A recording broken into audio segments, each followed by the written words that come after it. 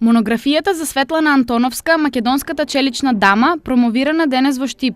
На 500 страници представени се ликот и делото на жената која важи за основоположник на современата македонска статистика.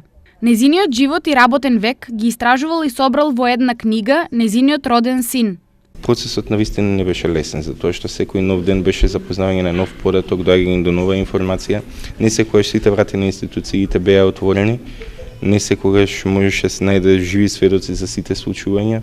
Меѓутоа, на крајот сепак, кога дојде моментот на објавата, свативме дека сме го изодиле вистинскиот пат.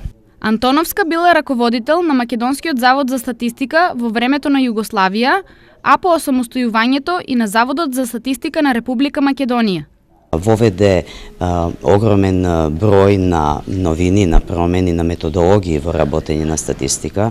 Беше еден од оние визионери што знаеше да изработи попис како што треба по сите стандарди на светските стандарди за подготвување и спроведување на попис. Во првиот дел од монографијата, преку текст и слики е опишан незиниот живот и работата, додека во вториот дел другите зборуваат за големината на Светлана.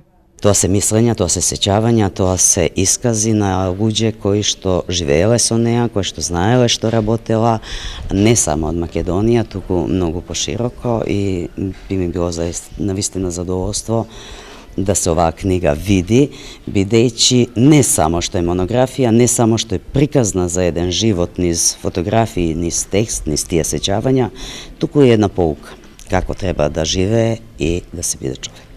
Инаку, Светлана Антоновска почина во октомври 2016 година на 64 годишна возраст.